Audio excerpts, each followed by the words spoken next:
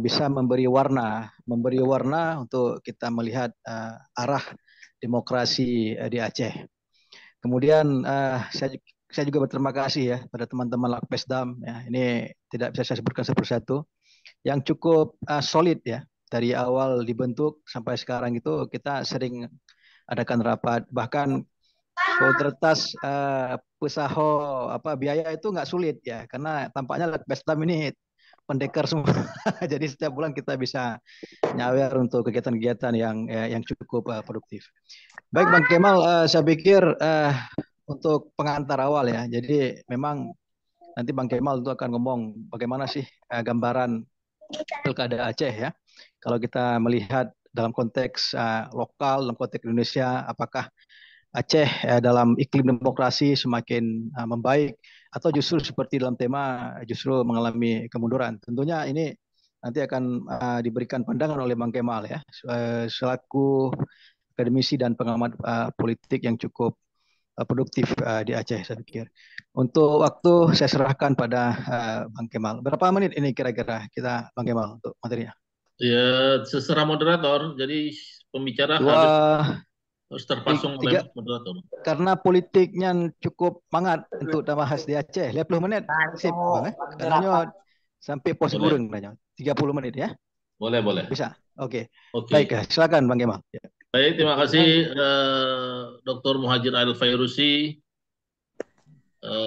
seorang peneliti yang saya juga ikuti ya, terutama untuk riset singkirnya, dan itu membantu kami juga dalam ini sudah terbitkan tuh bukunya, buku apa nama resiliensi etnografis Resilience. ya, Ya. etnis etnis tempatan di Aceh.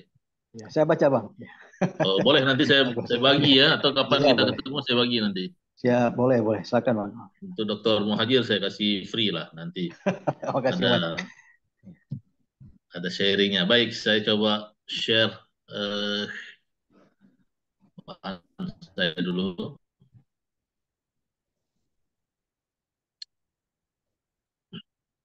Baik, rekan-rekan sekalian, ini sudah terlihat ya. Oke.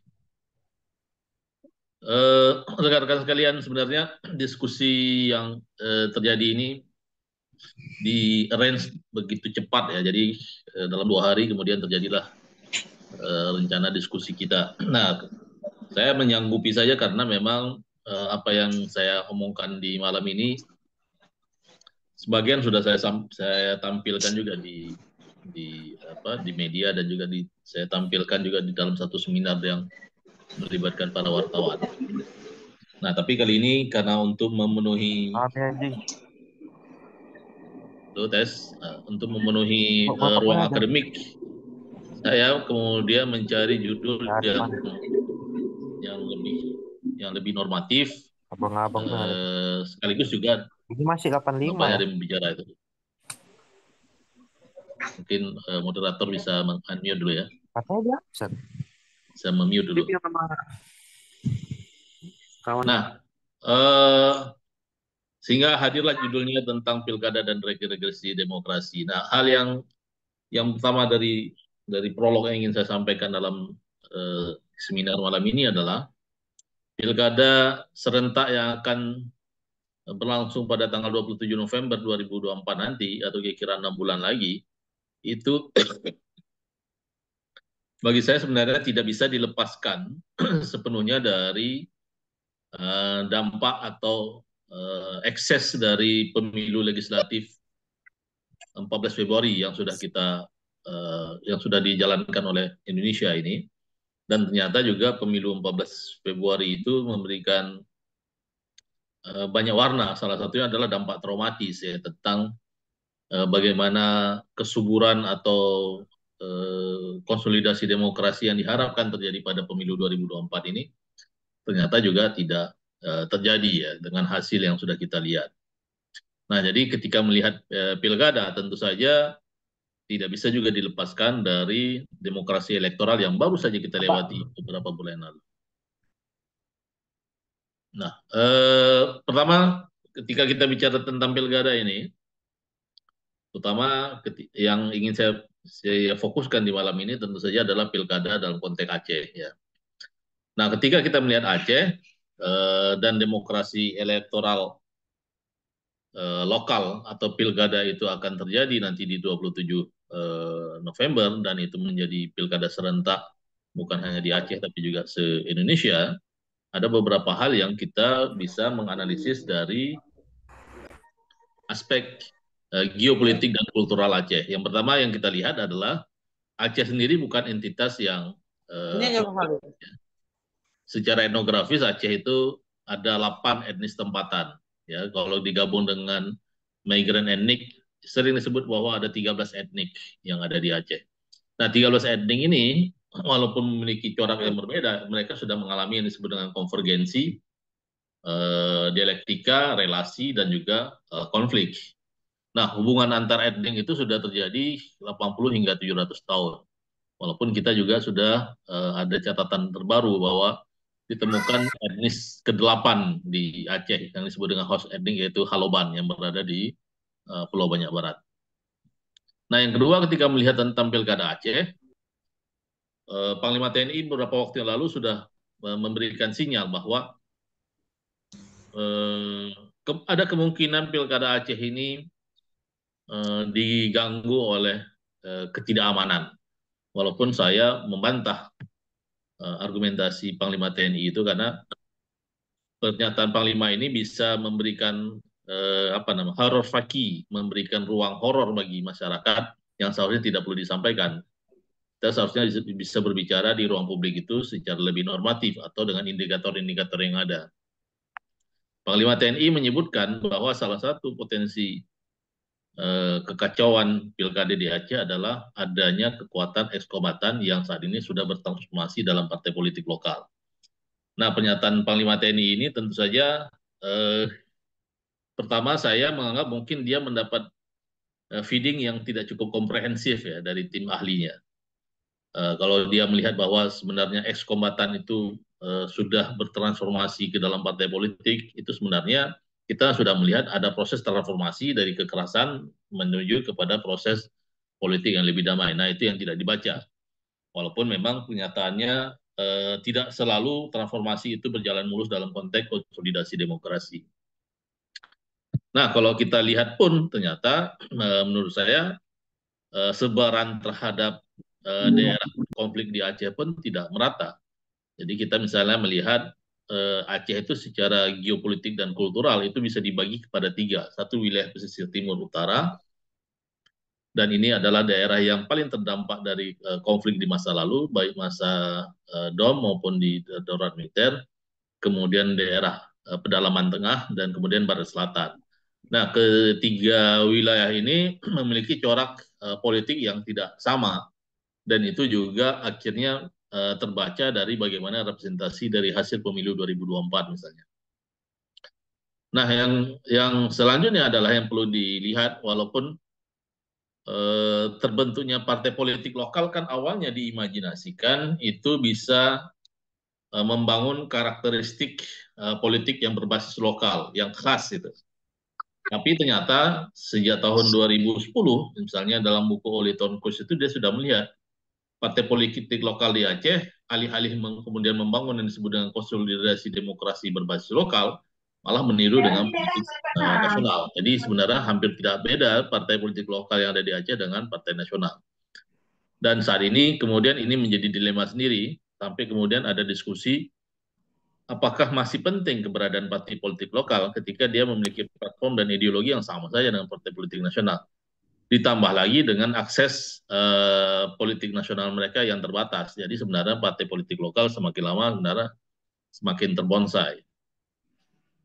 Nah, yang kita lihat juga dari hasil pemilu 2024, walaupun partai Aceh itu menjadi partai pemenang ya dan bertambah kursinya dibandingkan di pemilu 2019, kalau kita lihat konfigurasinya itu 70% dari hasil pemilu 2024 itu adalah partai nasional. Jadi ketika kita bicara tentang pilkada ke depan, itu determinasi dan ruang intervensi dari partai-partai nasional dan dengan tokoh-tokoh yang memiliki akses yang lebih jauh lebih lebih langsung dengan tokoh-tokoh elit nasional, termasuk misalnya sang pemenang Prabowo, itu menunjukkan bahwa keberadaan dari partai politik lokal itu tidak lagi sentral dalam melihat situasi ke pilkada ke depan. Walaupun banyak orang melihat ya dalam pandangan umum calon jadi atau calon menang itu Mualim, tapi itu kan lebih mirip pemaop aja itu. Jadi belum kemudian kita eksaminasi seberapa mungkin Mualim itu bisa menjadi pemenang. Termasuk juga tentang apakah dia bisa menjadi sosok yang tepat dalam memimpin Aceh di era yang masih berada dalam situasi transisi seperti sekarang.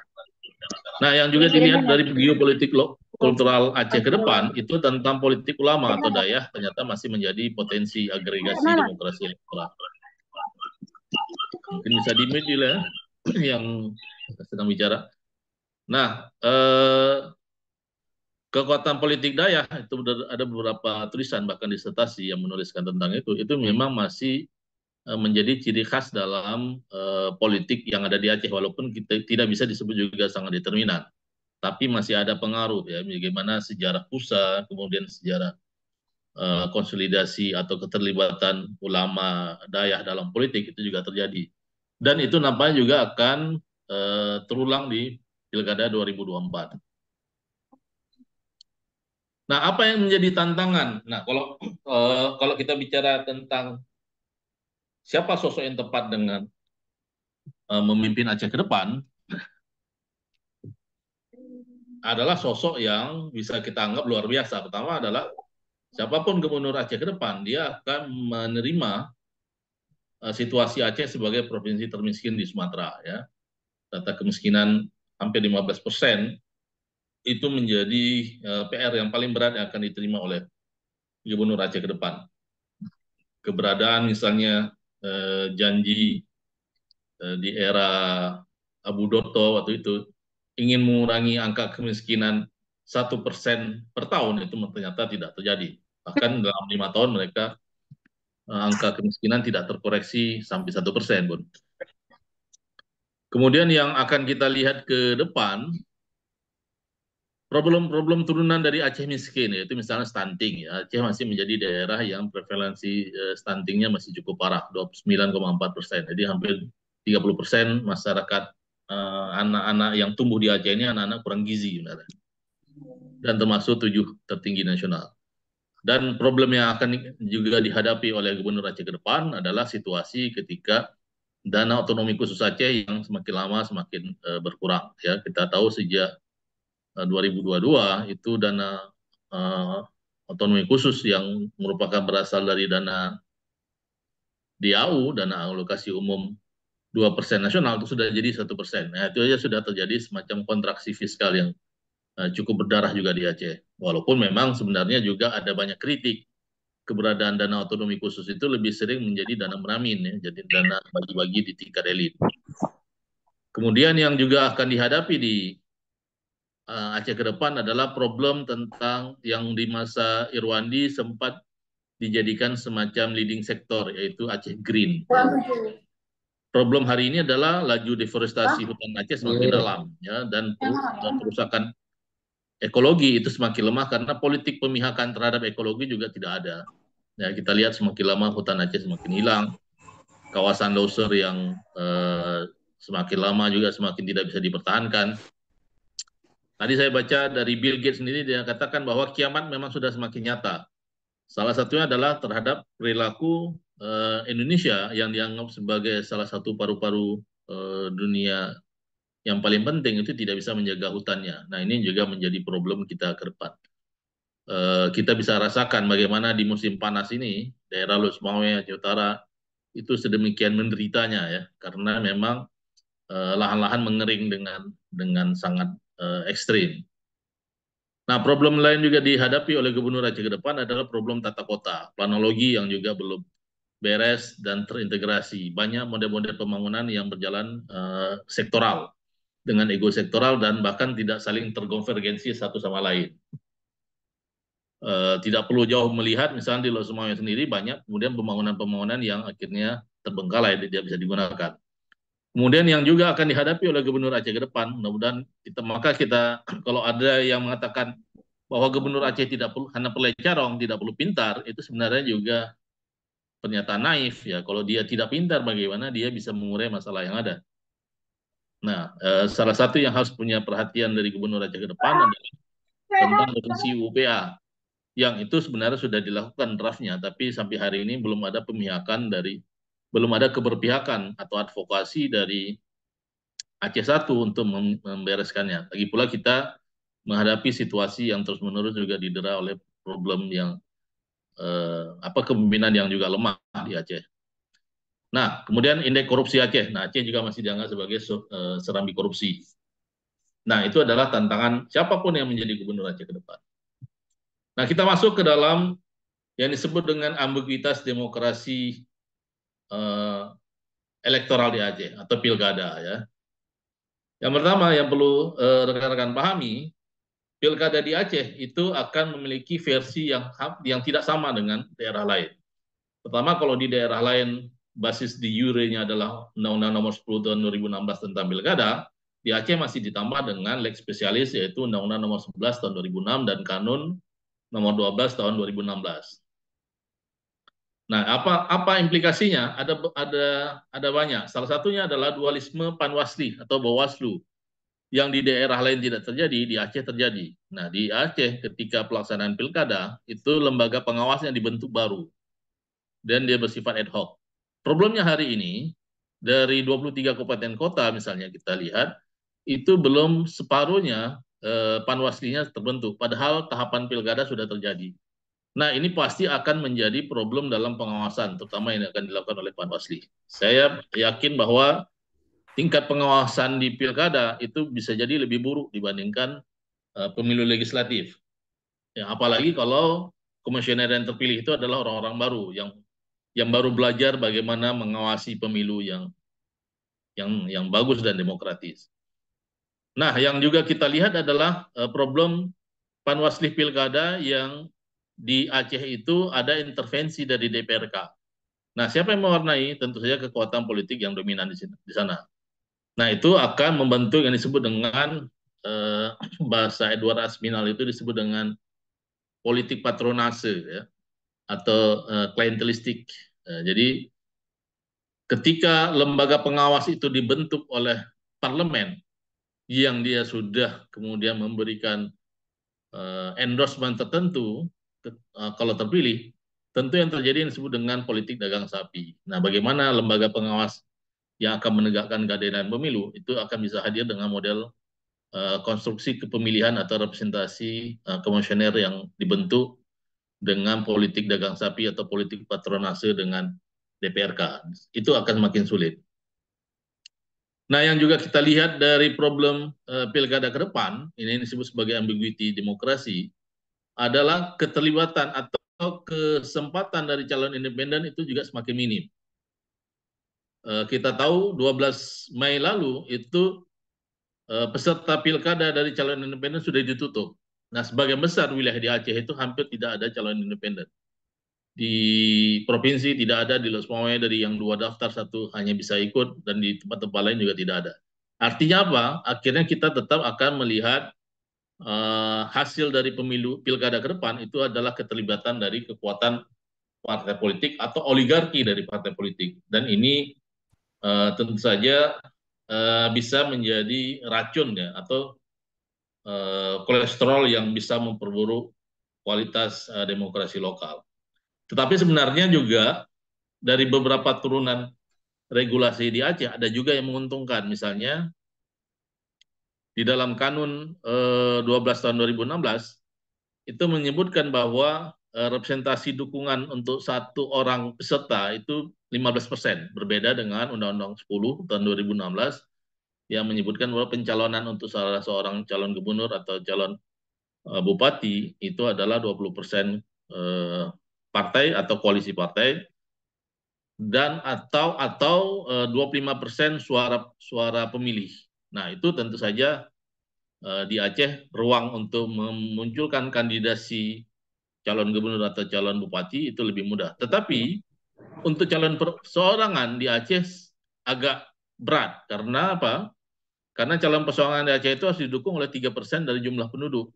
Berbeda dengan Undang-Undang Nomor 10 tahun 2016 yang calon perseorangan itu adalah 5% yang berasal dari DPT. Nah, tentu saja kemudian 3% dari jumlah penduduk itu sangat berat ya. Jadi kalau Aceh sekarang penduduknya 5,7 juta, 3%-nya itu kita lihat tentu lebih besar dibandingkan DPT. DPT Aceh itu 3,7. Penduduk Aceh 5,3 juta ya. Dan itu kemudian menjadi problem sendiri kenapa akhirnya banyak orang yang kesulitan untuk mendaftar sebagai calon gubernur atau calon bupati dari calon independen.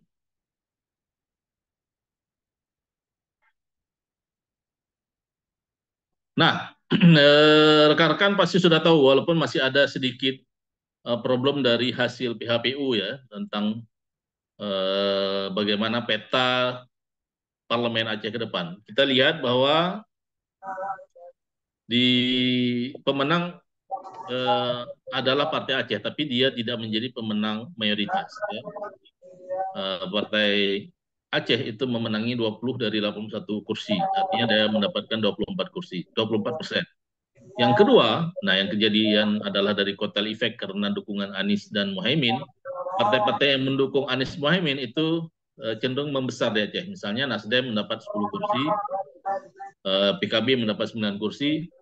Nah, ada deviasi ya, ada sesuatu yang tidak paralel dengan pernyataan saya tadi adalah Golkar. Golkar di tengah dukungan dia terhadap Prabowo, yang suara Prabowo di Aceh dalam Pilpres itu merosot, itu dia tetap bisa mendapatkan 9 kursi. Tentu ada political craftsmanship yang lebih maju yang dilakukan oleh para politisi Golkar. Nah, jangan lupa bahwa Golkar itu adalah bisa disebut oleh partai basnya Indonesia ya. Dia punya pengalaman terlibat dalam pemilu, main politik uang macam-macam ya. Walaupun hal ini juga dilakukan oleh banyak partai lain.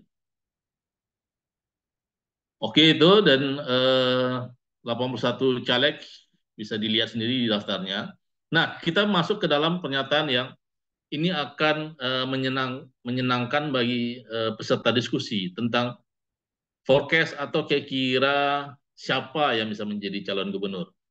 Dalam pandangan saya, walaupun banyak orang menggadang-gadang Mualim menjadi salah satu tokoh yang punya kans menang, sebenarnya ketua-ketua partai yang mampu meningkatkan elektoral partainya itu layak untuk dimajukan sebagai calon gubernur.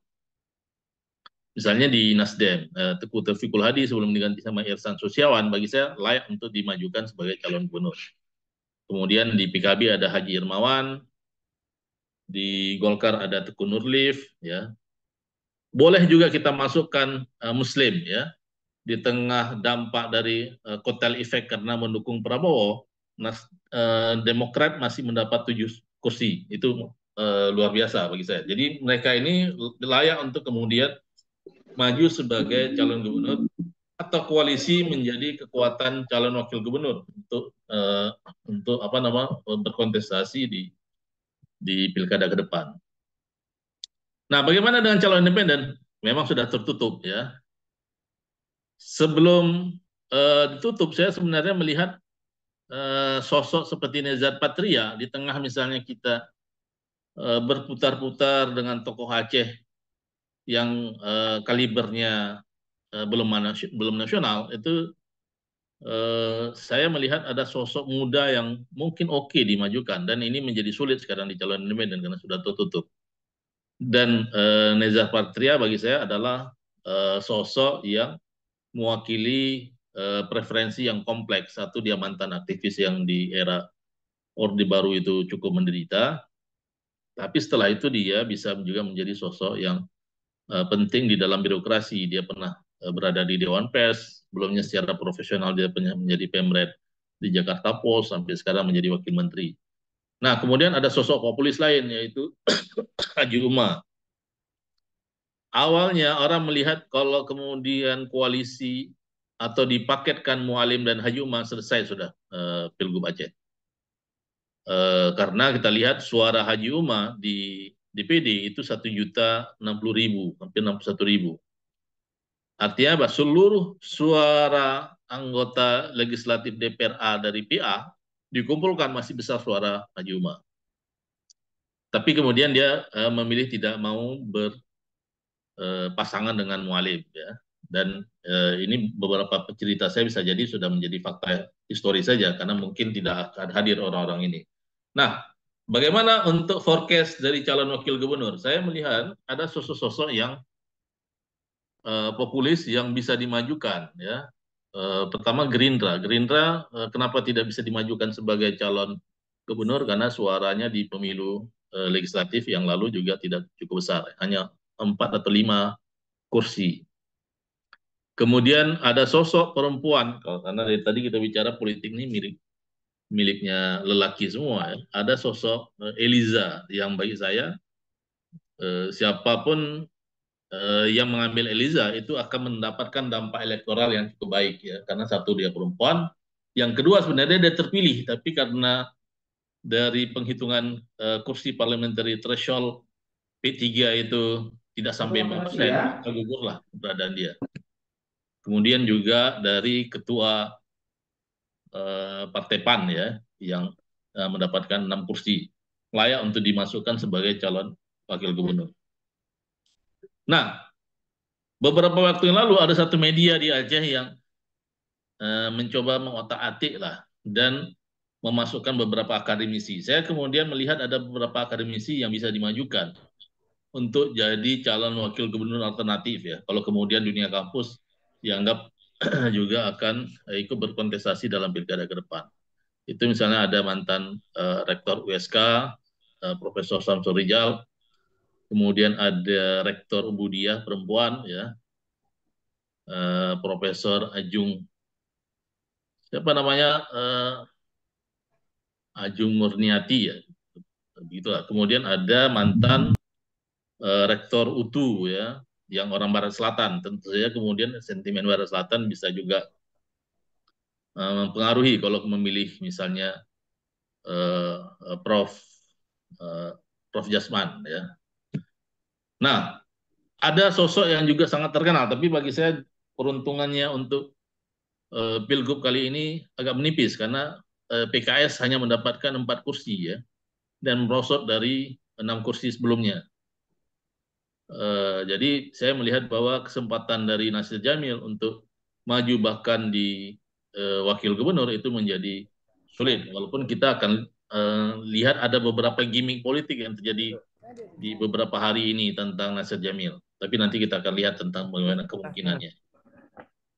Oke, saya akan cepat saja untuk bicara tentang apa aspek yang saya katakan di awal sebagai regresi demokrasi. Nah, saya ini mengambil istilah ini dari satu buku yang baru terbit tahun ini, 2024, dari Thomas Power, Demokrasi Indonesia. Saya dapat dari Mas Rafif, ya, dosen UGM. Buku ini memang tidak secara spesifik bicara terhadap pemilu 2024 atau kemudian data-data yang lebih terupdate, ya.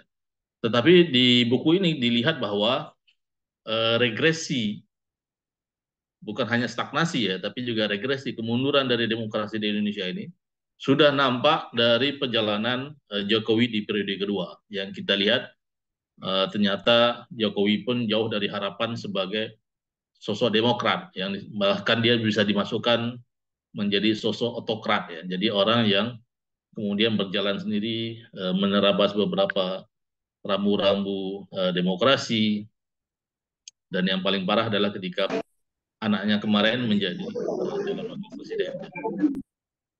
Nah, ini dampak ini juga akan terjadi di dalam pilkada. Nah, kemudian yang pilkada di Aceh, seperti juga saya menyalin pernyataan dari Oli Tonkuris, itu dia melihat demokrasi lokal di Aceh, terutama pilkada, itu sudah mengalami pembusukan bahkan di kesempatan pertama partai politik lokal terlibat, yaitu pada 2009. Itu terlihat bagaimana sebenarnya kekuatan partai politik lokal itu hampir tidak punya ideologi yang jelas bagaimana memajukan demokrasi lokal. Dan yang juga kita lihat fenomena yang akan terjadi ke depan, dan ini menjadi fakta nasional misalnya, atau fenomena nasional, itu tentang pelemahan visi anti korupsi. Jadi pemilu pilkada ke depan itu tentang isu politik uang dan penyuapan para penyelenggara seperti misalnya PPK, Panwasjam, Panwasli, KIP itu masih akan menjadi godaan atau bisa jadi menjadi fakta. Kalau kemudian kita melihat bagaimana pengalaman di pemilu 14 Februari yang lalu, hal ini terjadi. Bawaslu sendiri gagal kemudian menjadi kekuatan yang menegakkan keadilan pemilu. Ya. Bahkan sebenarnya Bawaslu lebih sering mengikuti suara atau nada yang dimunculkan dari KPU. Nah ini juga menjadi problem dari bagaimana demokrasi kita sebenarnya masih mengalami frameless, ya, belum ada kerangka yang cukup kuat. Nah yang juga terjadi ke depan dalam pilkada, dan itu naga-naga sudah mulai terlihat adalah banyak orang yang tidak mau melawan atau menjadi pesaing dari Mualim. Bahkan lebih banyak mau menjadi wakil gubernurnya Mualim. Nah ini bagi saya juga salah satu bentuk regresi demokrasi. Ya. Bagaimana mereka yang sudah berkeringat di pemilu dan mendapatkan kursi yang cukup signifikan itu tidak berani kemudian berkompetisi. Lebih suka kemudian menjadi dayang-dayangnya Mualim. Nah ini problem sendiri yang akan kita hadapi. Dan yang juga akan terjadi di dalam pilkada, walaupun di pemilu legislatif itu tidak cukup terlihat pemilu 2024, itu yang disebut dengan politik identitas dan force of religious vigilantism atau politik main hakim atau politik identitas yang coba diwarnai dan juga mungkin akan melanggar rambu-rambu hukum dan juga demokrasi. Dan ini menjadi hal yang bisa sangat terjadi dalam pilkada di 2024. Nah, akhir catatan saya, dan kita akan diskusi nanti. Yang pertama adalah saya agak pesimis bahwa pilkada nanti akan memberikan model demokrasi lokal yang khas di Aceh. Ya. Visi dan platform politik lokal tidak berbeda dengan Parnas. Nah ini, jadi sebenarnya mau Parlok dan Parnas warnanya sama. Kemudian penyebaran politik kekerasan atas nama ketidakpuasan hasil pemilu bisa saja terjadi. Memang di pemilu legislatif kita tidak lihat. Tapi kita punya pengalaman tentang pilkada yang di beberapa tempat itu sampai bakar-bakaran. Jadi itu juga harus diantisipasi, ya, terutama di saat sekarang negara harus lebih berada di depan dan tidak membuka ruang kekerasan yang terjadi atas ketidakpuasan hasil pilkada. Kemudian yang juga menjadi problem dari pilkada ke depan adalah akan hadir yang disebut dengan single majority atau mayoritas tunggal. Kalau kemudian tidak ada kontender pesaing dari Mualim, saya pikir pilkada ke depan akan menjadi pilkada yang lebih berkualitas rendah ya dibandingkan pilkada 2017 atau bahkan di pilkada 2012. Ini yang harus kita antisipasi. Semakin sedikit calon, maka akan terjadi yang disebut dengan calon tunggal. Nah ini akan berbahaya, berarti kan akan melawan kota kosong. Dalam sejarah kota kosong itu rata-rata yang menang adalah calon tunggalnya, dan ini akan menjadi ancaman tentang demokrasi pilkada. Yang terakhir yang saya lihat, dan ini mencoba menyitir tentang statement awal saya, warisan lokal atas kekerasan etnik itu bisa saja terjadi. Karena apa? Karena walaupun kita memiliki 8 host etnik dan 5 migrant etnik, relasi antar etnik di Aceh itu belum menjadi konfigurasi multikulturalisme. Ya. Yang lebih terlihat adalah interrasialisme. Kasus terakhir adalah bagaimana kawan-kawan di Gayo itu menolak himne Aceh yang bagi mereka itu adalah egoisme dari etnis mayoritas. Nah ini ada beberapa catatan yang memperkuat tesis saya bahwa regresi demokrasi di dalam pilkada itu bisa terjadi. Saya pikir itu Pak Muhajir, saya kembalikan. Terima kasih. Assalamualaikum warahmatullahi wabarakatuh. Waalaikumsalam warahmatullahi wabarakatuh. Makasih banyak Pak Fasya. Saya pikir tadi cukup mengalir yang beliau sampaikan menyangkut bagaimana kita melihat demokrasi pilkada di Aceh. Artinya memang kalau boleh saya kunci, ya ada satu keinginan untuk melihat bagaimana wajah Aceh baru dalam pilkada. Dan nasib Aceh sangat ditentukan dalam konteks hari ini, pilkada dan demokrasi yang sedang kita lihat yang di depan mata. Baik, Bapak Ibu ya, teman-teman yang sudah berhadir ya. Untuk ini karena waktu kita sangat singkat ya, saya langsung aja buka termen tanya jawab ya. Silakan kalau ada yang ingin ditanyakan, diberikan pandangan ataupun diberikan argumen kritis ya untuk diskusi kita malam ini. Ada yang mau yang mau tanyakan silakan. Di unmute dulu ya.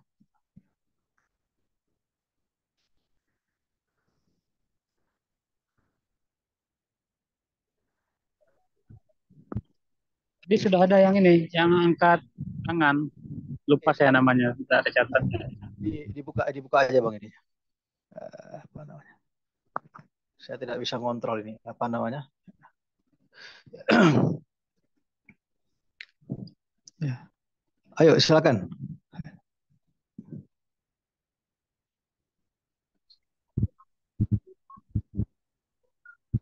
Oke, Bang Kemal, mungkin sambil nunggu ini ya. Saya ingat satu tulisan Fakhri Ali. Satu tulisan Fakhri Ali misalnya. Bertanya satu. Ya, silakan. Baik, Assalamualaikum warahmatullahi wabarakatuh. Waalaikumsalam. Baik. Mungkin langsung saja Pak Kamal Pasha, terima kasih pertama ucapkan atas pencerahannya yang telah diberikan. Saya langsung saja ingin menanyakan terkait tentang praktik money politik ya yang terjadi yang begitu sangat masif ya di pemilu pemilu legislatif ya kemarin. Apakah ada nggak kira upaya-upaya untuk mengurangi tindakan tersebut ataupun apa namanya praktek tersebut agar politik ke depan itu pemilu ke depan itu pemilu pilkada itu dapat lebih berkualitas lah daripada yang kita lihat yang sudah-sudah ya, walaupun mungkin tidak bisa terungkap ya saja secara fakta sekian, tapi itu sangat eh, sangat ada apa adanya dalam masyarakat, itu tidak malu-malu lagi mengungkapkan bahwa sekian sekian harga untuk satu suara, dan itu hampir menyeluruh ya di setiap desa bahkan ya, mungkin kalau di kota mungkin agak sedikit, tapi kalau di desa itu tampak sekali itu. Mungkin itu saja Pak Kamal. Oke, baik. Terima kasih Pak Asma. Ada lagi untuk 3 orang nanya dulu di segmen awal ini. Apakah ini bagian dari panjang-panjang? Silakan. Iya, Pak. Ada yang Ya. Silakan tanyakan ya, karena ini mumpung Bang Kemal di depan kita ya. Ini kesempatan untuk kita berdialog ya mengenai pilkada dan politik demokrasi di Aceh. Bang Kemal, tadi saya ada sedikit mau bertanya juga sebenarnya ya. Itu dalam tulisan Fakhri Ali misalnya ya. Ada istilah ekstorisasi pengaruh Aceh misalnya. Bagaimana Aceh dulu itu tampil sebagai satu entity yang mewarnai nation state bangsa ini. Apakah kemudian demokrasi hari ini juga masih punya dampak terhadap Indonesia? Itu satu. Yang kedua, kalau misalnya ini juga saya ingat itu misalnya buku Sartono Katurjo tentang Ratu Adil ya. Apakah kemudian ini juga proses meraba-raba Ratu Adil dalam konteks pilkada di Aceh gitu? Karena dari tadi yang Bang Kemal sampaikan cukup strict ya, cukup komprehensif saya pikir ya. Ada banyak persoalan di Aceh dari sisi lingkungan, dari sisi ekologi politik segala macam sampai ke ranah kontestasi etnis di Aceh. Apakah kemudian 23 kabupaten kota ini itu juga menjadi bagian dalam looking for Ratu Adil tadi itu? Mungkin itu. Oke, yang lain silakan. Ada yang mau tanyakan? Langsung dibuka ini di unmute dulu, kemudian langsung ngomong.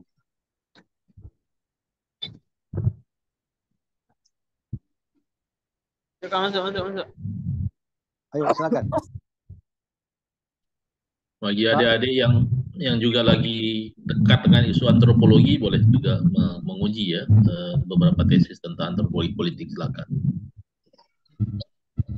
Bang Ismi dilihat ya, atau mungkin ada yang raise hand itu, angkat tangan. Oke, kalau belum ada, saya pikir Bang Kemal dua itu dulu Bang.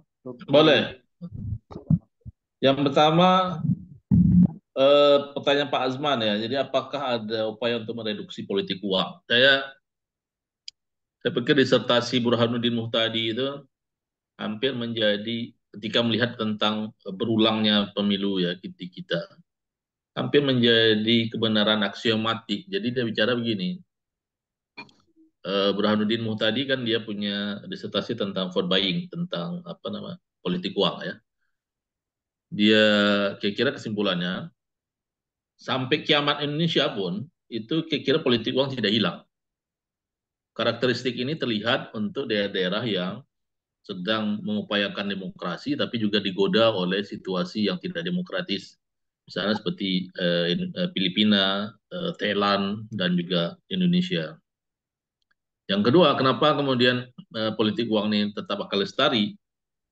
Kita lihat juga problem dari dan ini pernah disitir oleh tesis Robert Dahl ya, bahwa demokrasi itu akan muncul ketika kesejahteraan masyarakat itu sudah meningkat. Nah, problem hari ini di Aceh, bukan hanya di Aceh ya, Aceh adalah provinsi termiskin, tentu akan terdampak politik uang yang lebih parah.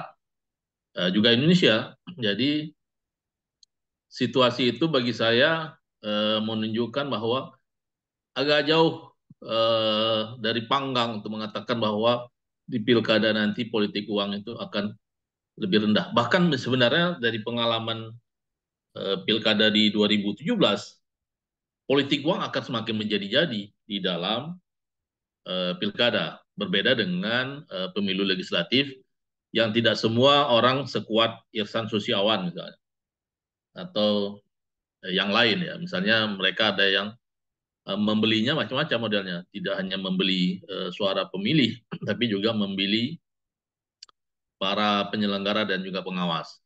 Ya, paling tidak di tingkat kecamatan untuk merubah salinan rekapitulasi suara itu. Nah, jadi Pak Azman, kalau saya menjadi seorang realis, tentu saya katakan belum ada upaya untuk mereduksi ini.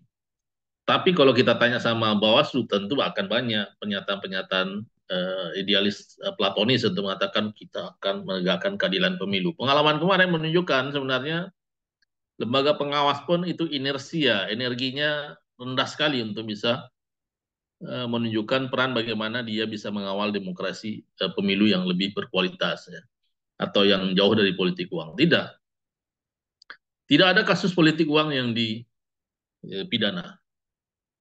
Kalau saya katakan misalnya manipulasi yang paling parah itu adalah di DPD ya, ketika ada salah seorang calon yang dari daerah aslinya DPD, dia beli beberapa PPK itu untuk menggelembungkan suara sampai 90.000 suara. Nah, tapi kemudian ketika diverifikasi dia akan terlempar karena memang dia beli itu para penyelenggara PPK itu. Nah, itu sudah menunjukkan bahwa pemilu yang lebih murah itu tidak ada atau mungkin masih jauh lah dari pandangan kita. Jadi masih akan kita lihat nanti pemilu yang berbiaya mahal. Saya ingat itu analisis siapa itu tuh yang LSI atau siapa. Jadi kalau pilkada yang mau calon jadi itu yang 10 tahun lalu, itu untuk di tingkat kota itu dia harus punya uang, kalau calon jadi itu harus punya 10 sampai 20 miliar. Untuk bupati, terutama bupati yang daerah wilayah besar, itu dia harus punya uang 20 sampai 50 miliar. Kalau gubernur, itu dia harus punya uang kira-kira 50 sampai 100 miliar. Dari mana uangnya? Tentu saja dari kartel. Nah, ini yang menjadi problem. Kita pernah dengar juga kasus tentang PHPU antara Ibu Khafifah melawan Pak Dekarwo waktu itu ya, dan Gus Ipul. Itu bagaimana melawan di pengadilan. Kalau kita lihat misalnya dana kampanyenya Khafifah waktu itu 15 miliar, Gus Ipul dan Pak Dekarwo itu 1,5 triliun. Bagaimana bisa mau memenangkan orang yang 15 miliar? Tidak mungkin. Jadi situasi ini yang akan kita hadapi sekarang. Jadi tetap siapa yang kuat-kuat uang itu akan mempengaruhi bagaimana hasil pilkada. Apakah pilkada seperti itu bisa melahirkan representasi yang lebih baik? Tentu saja tidak ya. akhirnya pilkada ini hanya menjadi siklus dalam pertarungan orang memanipulasi kekuatan modal, membujuk orang berdasarkan mekanisme kompleks dari kampanye, ya, dan juga kemudian mempengaruhi tentang kultur ketakutan. Jadi saya tidak lihat ada satu resep yang bisa mereduksi tentang politik uang. Kemudian Pak Muhajir ya tentang Fakri Ali, memang kalau kita baca tulisannya kan dia aktivis HMI yang ketika dia menulis disertasi itu dia memang dekat dengan isu-isu Islamisme ya, dan dia juga punya sikap yang apa namanya yang positif itu ke pusat dan politik identitas Islam Aceh. Tapi saya melihat misalnya apakah Aceh bisa leading lagi dengan politik Islamnya.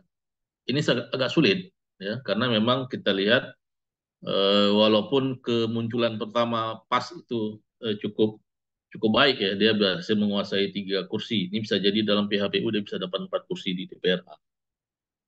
Tapi sebenarnya corak dan karakteristik dari politik PAS sendiri yang kemudian menjadi politik ala santri itu juga tidak cukup kuat untuk menawarkan sesuatu.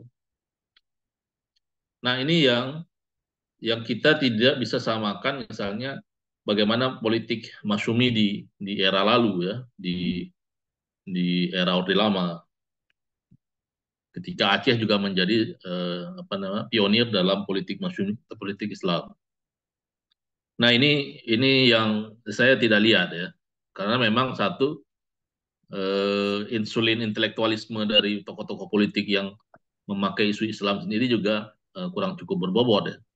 Bahkan Partai Aceh itu lebih keras ngomong tentang masalah politik Islamisme. Misalnya pada lembaga keuangan syariah itu kan yang lebih kencang kan PA-nya dibanding dari PKS. Nah, itu aja sudah menunjukkan toanya lebih besar dibandingkan kerangka intelektualisme politik Islamnya. Nah, ini yang kemudian bagi saya tidak mesti jauh ya. Jadi pilkada ke depan kalau mengharapkan ada pionir dari politik Islam dari Aceh, saya pikir masih jauh. Yang kedua, tentang politik Ratu Adil atau politik karismatisme. Itu kan sempat dilakukan ketika Abu Doto dan Mualim naik pertama sekali kan, pasca Irwandi Nazar. Mereka memainkan dengan politik Ratu Adil itu. Kan ada istilahnya. Ya, Om bisa ya. Nggak suka aku. Kalau kami terpilih, itu nanti setiap keluarga dapat 1 juta per kakak. Nah, itu kemudian saat ini sudah jadi olok-olok. Jadi kalau Mualim maju, nampaknya dia akan naik jadi 2 juta per kakak. Nah, hal-hal begini kan nampaknya akan mulai ditinggalkan oleh publik untuk memilih. Dan bagi saya juga Zaira bisa matikan dulu. Kayak ini media, aku melihat dia dia buat snap. Ini Zaira dipenjara sendiri. Oke, jadi politik karismatisme yang terjadi di pilkada ke depan bagi saya juga belum tentu terbukti ya, dan juga belum tentu akan dipilih oleh masyarakat, walaupun memang misalnya para pemilih di Aceh ini kan masih sebagian besar adalah pemilih rural yang apa doi itu bilang gitu kan, kok dari kemarin snap kayak gini. Oh, Coba Zaira itu di-unmute ya sebentar. Sudah.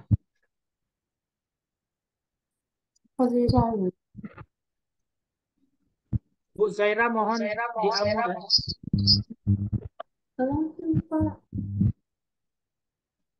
Silakan lanjut Kang Kemal. Kamat deh. Bang Kemal, itu suaranya tidak ter-unmute, Bang. Di-unmute dulu.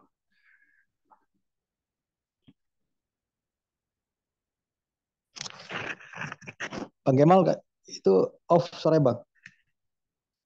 Oke, sorry.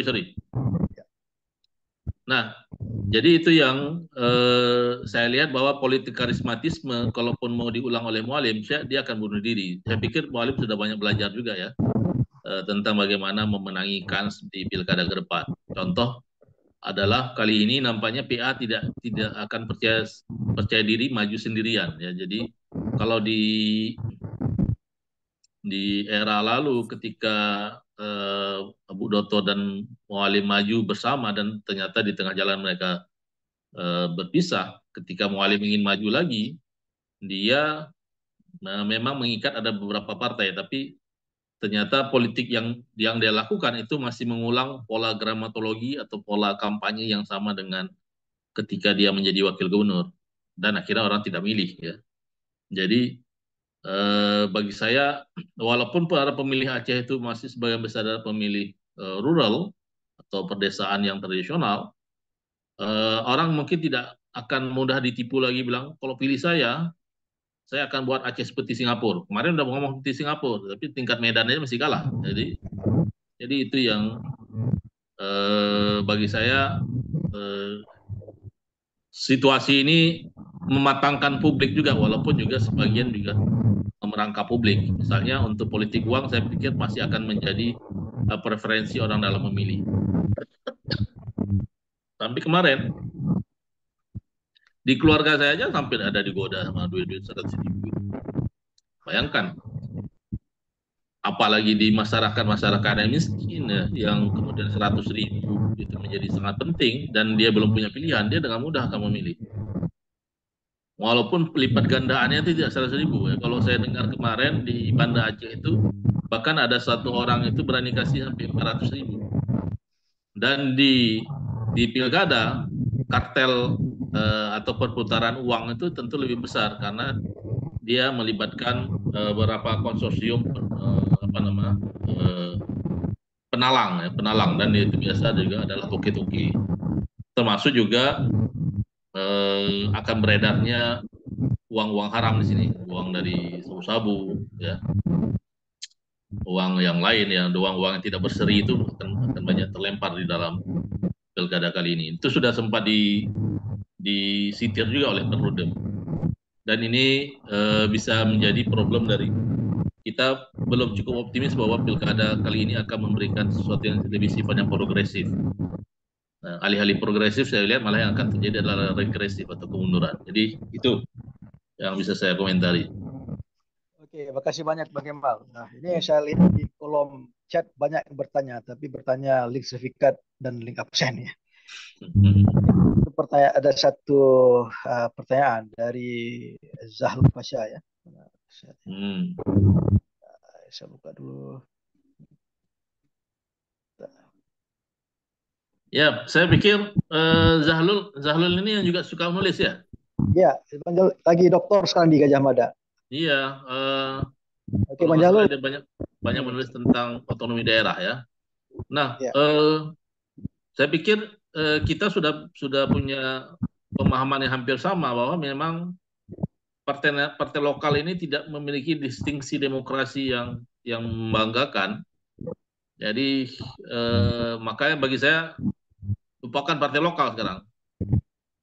Kalau kemudian partai lokal ini tidak punya akses di tingkat nasional, harusnya juga yang perlu dilakukan kan partai lokal yang terjadi adalah lokalisasi akses, lokalisasi kesempatan untuk memberikan ruang pengaruh di tingkat nasional, kan tidak. Misalnya perubahan revisi UPA yang terlibat kan adalah para anggota legislatif atau DPD senator yang berada di parlemen pusat, jadi bukan di DPRA. Jadi itu yang saya lihat tidak cukup signifikan. Jadi saya sebenarnya juga tidak cukup memberikan endorsement ya, bahwa partai politik lokal itu akan berbuat sesuatu. Tidak. Mungkin orang akan bereaksi dengan apa yang saya omongkan ini, tapi memang kenyataannya begitu.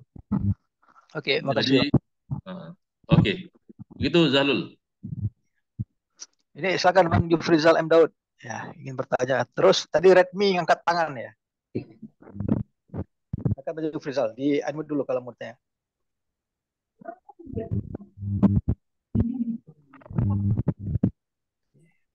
Bang Jufrizal? Ya, halo. Oke, silakan ya. Assalamualaikum warahmatullahi wabarakatuh. Waalaikumsalam warahmatullahi wabarakatuh. Sebelumnya perkenalkan, saya Jufrizal, saat ini dosen di UIN Raden Patah Palembang. menurut dari pembahasan dari Bang Kemal Pasha, saya juga mau bertanya tentang sedikit masalah teori. Ada teori yang menarik yang bisa juga dia dikaji, yaitu suatu hal tentang teori resepsi. Di sini menyebutkan bahwa teori ini melihat pengaruh kontekstual dalam penggunaan media serta pemenaan dari seluruh pengalaman khalayak. Dan saat Pilpres itu pasangan Anies di Aceh tentu menang mutlak di Aceh, dan ini juga meningkatkan politik elektoral bagi partai politik di Aceh, terutama partai yang pengusung Anies. Nah, menurut Bang Kemal, jika dilihat dari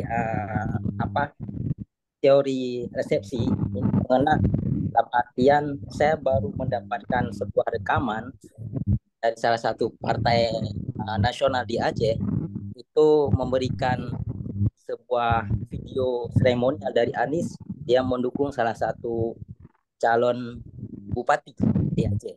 Nah, bagaimana melihat fenomena ini, Bang Kemal?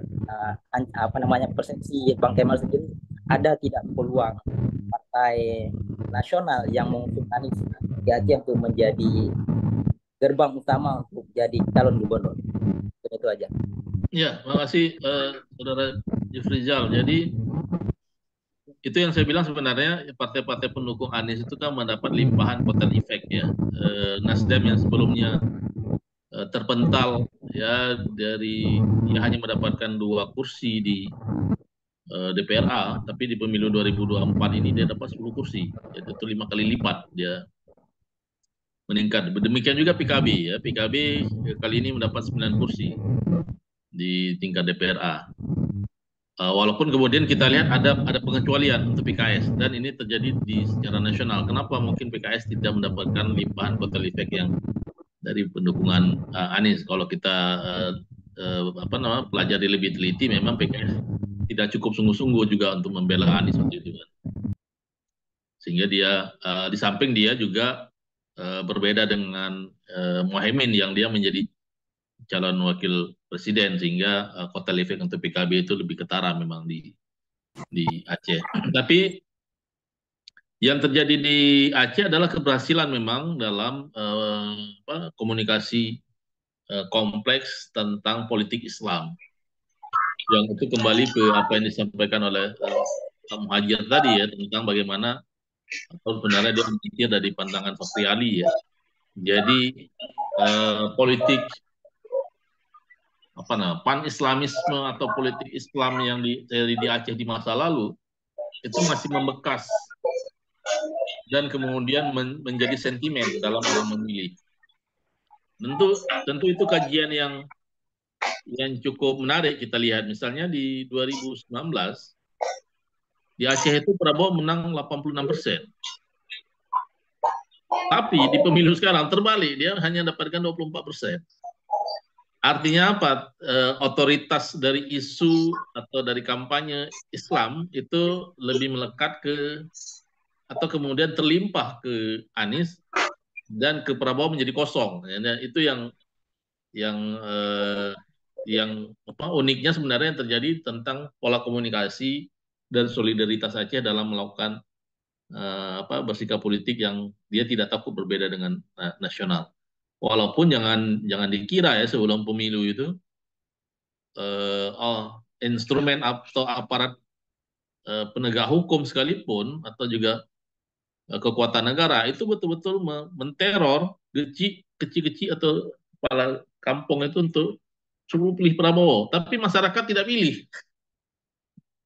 Dan Prabowo didukung oleh partainya anak muda progresif, yaitu PA, ya. Tidak menang. Nah, kenapa? Karena ternyata isu tentang atau identitas politik Islam itu lebih terpegang dengan Anies. Walaupun sebenarnya kalau hari ini kita lihat kan juga ini juga ya, kosong juga itu. Jadi ketika Anies sendiri tidak menunjukkan sikap misalnya mau beroposisi seperti Ganjar, ya, saya lihat berarti Anies ini juga tidak menjadi representasi dari politik Islam yang cukup bisa diandalkan.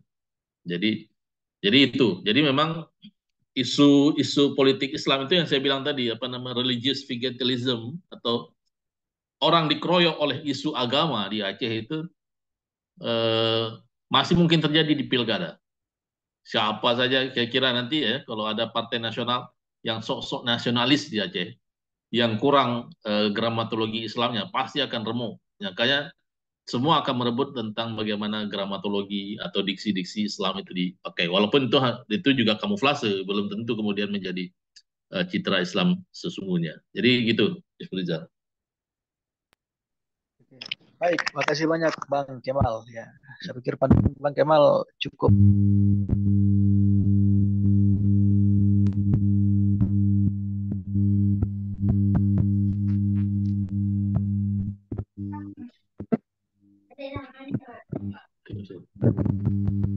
Halo? Tes.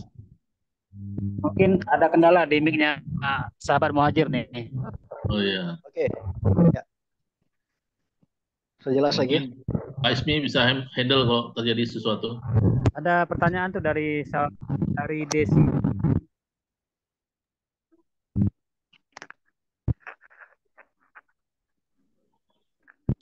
Oke, kita padatkan sampai jam 9 ya.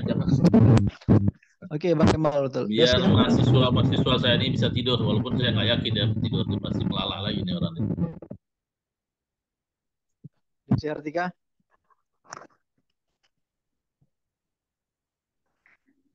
Ada yang bertanya lagi?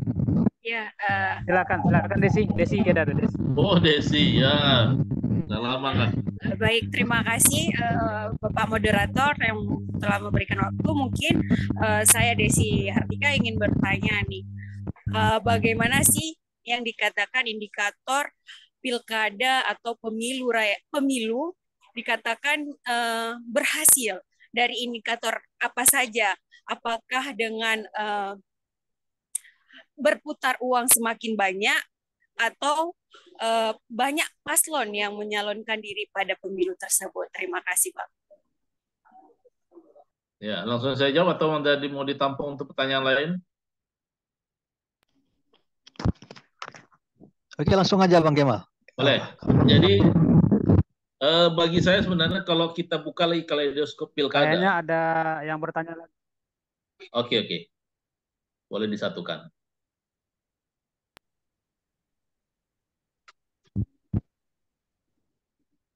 Ada lagi?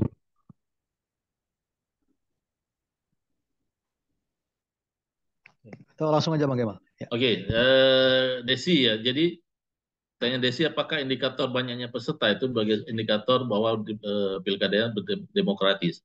Saya ingin memberikan sketsa tentang pilkada pertama terjadi di Aceh. Waktu itu istilah pilkada Sung, yaitu 2006-2007 pasca MOU Helsinki atau pasca tsunami. Saat itu kita lihat pilkada betul-betul menjadi ruang transformasi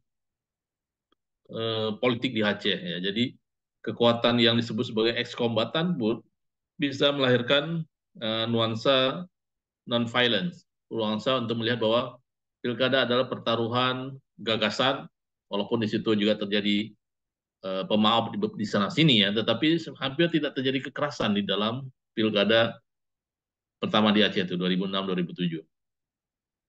Dan yang menariknya adalah pilkada di kampungnya Ismi Aceh Selatan ya. Ya, Aceh Selatan. Itu ada 9 peserta. Calon independennya cukup banyak ya. Dan berlangsung juga dengan sangat demokratis ya. Tidak terdengar ada tembakan yang terjadi di pilkada 2006. Ada satu kasus meletus tembakan atau bom, tapi itu tidak signifikan waktu di 2006. Yang terjadi, yang kemudian agak berdarah adalah pemilu legislatif di 2009 ketika partai politik lokal ada.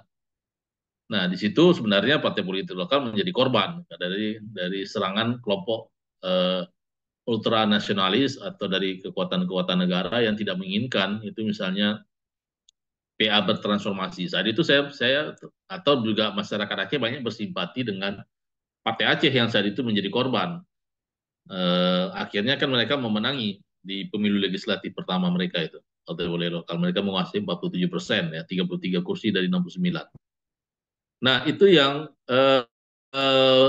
pengalaman dari pilkada pertama itu bisa menjadi indikator tentang demokratisnya pilkada. Dan itu baru setelah tsunami, jadi belum banyak orang yang kaya raya ya. Jadi tidak terdengar politik uang seperti yang di pilkada 2017 itu. Kan kita sempat dengar tuh bupati 100.000 kan, tahu kan kabupaten mana? Nah itu yang kemudian yang hari ini yang terjadi adalah ini apa namanya, kuadran dari politik uang, kemudian politik manipulasi, ketidaknetralan para penyelenggara itu semakin terlihat misalnya di pengalaman pemilu 2024. Dan itu yang saya katakan, makanya yang terjadi adalah alih-alih kita bicara tentang progresi atau progresif, kemajuan, konsolidasi demokrasi, yang terjadi malah regresi, kemunduran di banyak hal. Kalau kemudian pilkada hanya menjadi semacam pertaruhan orang yang punya uang banyak itu menang, itu kan sama saja kita bilang pilkada ya menjadi a mode of capitalism lah kalau pakai istilah si Adam Smith itu ya. Jadi kesejahteraan itu bukan kesejahteraan demokrasi, tapi kesejahteraan dari penggerik itu, uang kecil yang dilempar di masa pilkada, dan malah itu meremukkan demokrasi ya, karena yang dibeli bukan hanya para pemilih, tapi juga para penyelenggara. Itu jadi makanya salah satu untuk agar pilkada 2024 ini atau 27 November nanti tidak semakin terpapar oleh najis-najis demokrasi ya, ketidaknetralan ASN, politik uang, ketidaksiapan dan juga sikap parsialitas dari TNI Polri ya. Itu menjadi najis demokrasi yang bisa mematikan tentang demokrasi lokal. Nah, salah satu caranya adalah kita ikut mengawasi dan jangan cukup percaya diri dengan apa yang dilakukan oleh Panwasli ya atau juga KIP sendiri. Nampaknya kita harus bekerja lebih keras ini untuk menjaga pilkada. Ya memang ini seperti menahan air bah saja, tapi ya itu lebih bagus. Maksudnya paling tidak kita ibdak binafsi lah. Jadi mulai dari diri kita sendiri untuk tidak terlibat dalam politik yang kotor ini. Sembari kita bisa mengajak sedapat mungkin orang-orang di sekitar kita untuk bisa memurnikan lah nilai-nilai dari demokrasi elektoral pilkada, yaitu memilih berdasarkan visi orang itu, berdasarkan kualitas etika dan kapabilitas dia, dan bukan seberapa besar uang yang dia punya. Kan rata-rata yang punya uang ini kan yang punya logistik, logikanya nggak ada ini. Problemnya orang yang kuat logika, logistiknya nggak ada. Nah gitu. Nah, seperti Pak Muhajir ini kan dia sebenarnya cocok jadi calon bupati. Tapi logistiknya nggak ada. Jadi logikanya sekuat apapun jadi nggak penting. Nah itu yang terjadi di pilkada hari ini. Orang yang tidak ada logika, punya logistik, itu lebih memenangi kontestasi pilkada dibandingkan orang yang ada logika tapi nggak ada logistik. Gitu ya. Itu. Terima kasih banyak Bang Kemal. Ya, saya pikir itu juga sudah mau menunjukkan jam 9. Sebagai penutup mungkin Bang, ada pandangan argumentasi kritis yang disampaikan ya sebagai closing statement buat kita semua. Bagaimana seharusnya kita memaknai pilkada dalam konteks demokrasi di Indonesia ini. Bang Kemal punya kemampuan antropologi yang cukup bagus ya, melihat pemetaan tadi itu yang cukup kompleks ya. Dan itu menjadi perenungan ya untuk kita menempatkan di mana seharusnya Aceh berada dalam arena demokrasi yang sedang berlangsung ini. Silakan Bang Kemal untuk closing statement-nya. Iya, di tengah sikap saya yang susah untuk optimis ya karena ada banyak rambu-rambu yang terjadi. Ruang yang kita miliki ini bisa menjadi spiral. Jadi saya percaya ketika kebaikan dan ketulusan itu disebarluaskan, dia akan punya dampak ya. Seperti juga ketika kebengisan dan kebusuk hatian itu disebar, dia juga akan punya dampak. Jadi ruang kontestasi yang bisa kita lakukan adalah kita harus pertama adalah memang harus mengkampanyekan terus tentang bagaimana membangun demokrasi politik lokal yang lebih berkarakter Aceh ya, yang juga memiliki visi. Nah, makanya kita nanti silakan adu atau kita ajak para calon gubernur dan bupati itu untuk lebih bicara gagasan dibandingkan bicara tentang asal daerah dia. Dan itu tidak menjadi menarik karena itu menjadi sentimen etnosentrisme yang tidak berkualitas. Yang kedua adalah saya rasa bolehlah kita bersikap seperti di Pileg Pilpres 2014. Saat itu ada istilah partisan social movement. Gerakan mendukung Jokowi itu kan partisan dan bukan social movement, tapi political movement. Tapi itu harus dilakukan karena kita waktu itu melawan Orde Baru. Walaupun akhirnya kita lihat sama aja. Mendukung Jokowi juga akhirnya dia dukung juga Orde Baru. Tetapi gini, di hari ini saya percaya masih ada orang-orang baik yang maju di Pilgub, Pilbub, dan Pilwali Kota. Silakan lakukan aliansi taktis berdasarkan semangat idealisme untuk menyelamatkan demokrasi. Dan bukan karena aliansi itu terjadi karena kawan-kawan dibayar untuk menjadi tim sukses. Ya, Henry, cari siapa yang kita anggap lebih punya otak, lebih punya etika, didukung. Bukan hanya punya dompet. Ya, dompet itu terbatas juga. Jadi kita juga, ya walaupun banyak orang bilang menjadi tim sukses itu untung, walaupun dia tidak, yang kita dukung itu tidak jadi, tim sukses kan selalu sukses. Tapi seberapa lama kesuksesan itu bisa kita nikmati? Yang paling penting adalah bangun aliansi dengan kelompok-kelompok yang bisa kita anggap sebagai kaum demokrat, dalam tanda petik ya, bukan partai demokrat. Sehingga demokrasi yang dihasilkan ke depan itu adalah memang menghasilkan sosok-sosok yang bisa membela demokrasi. Dan bukan otokrat. Ya, otokrat itu istilah Stephen Levitsky, ya, orang-orang yang ketika dipilih, dia lebih mengikuti naluri-naluri kekuasaannya, seperti misalnya Donald Trump, bahkan Jokowi sekalipun ya. Jadi itu kan kaum otokrat. Karena apa? Dia yang kita dukung setengah mati dulu 2014 saya mati-matian tuh bela Jokowi. Tapi di pemilu kemarin saya lihat wah ini memang saya sudah pamit sebagai pendukung Jokowi ya. Jadi kenapa? Karena ternyata memang orang-orang yang tidak hadir dari rahim pergerakan, tidak hadir dari para orang yang kuat dengan ideologi demokrasi, itu pasti akan terhempas menjadi orang-orang seperti Jokowi. Dan semoga masih ada orang-orang yang kita anggap pantas untuk memimpin Aceh ya. Atau kalaupun nanti yang terpilih itu kira-kira yang kita anggap tidak ada harapan untuk menyelamatkan demokrasi dan kesejahteraan Aceh, paling tidak kita tetap bisa bersuara ya, dan tetap yang gembira. Jangan putus asa ya. Kita bersatu dalam gerakan kita, ini kan juga sesuatu yang mengembirakan ya, ketemu untuk bicara tentang pergerakan. Kali ini kalah, besok kita akan perjuangkan biar menang. Jadi itu mungkin nasihat untuk menyemangati kita semua bahwa apapun tentang hasil pilkada, dunia belum kiamat ya, Henry ya. Oke. Terima kasih banyak Bang Kemal ya. Satu rising ya, saya pikir satu pencerahan yang cukup unik dan ini first impression. Lakpesdam bisa tampil dengan cukup agresif, kritis ya. Karena saya pikir Lakpesdam juga bagian daripada think tank untuk merawat demokrasi di Aceh. Baik, ada permintaan untuk foto bersama ya. Ini Bang Ismi, Imran, ya silakan Bang. Kalau mau ini, mau di shot atau? Ya ini Dato panitia Lakpesdam ada keinginan untuk men-screenshot, tapi saya juga minta mahasiswa saya untuk men-screenshot ya, biar kalian bisa lihat siapa yang hadir dan siapa yang tidak.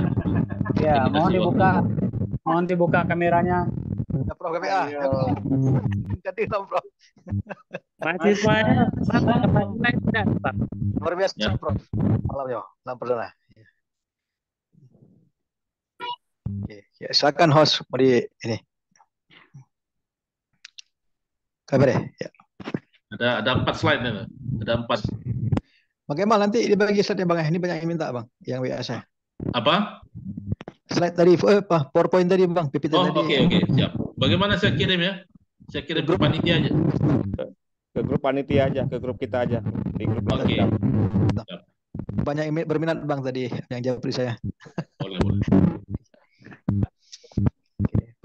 Oke, baik teman-teman, saya Belum, mohon kepada sahabat-sahabat semua dibuka kameranya. saya Bang.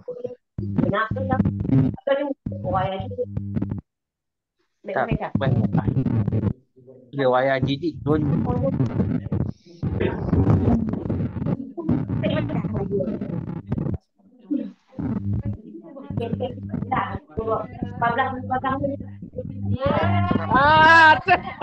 Halo gitu. Tarik. Oke, baik, saya sebagai moderator sendiri. Well, Maaf, agar oh, anangin dong. ini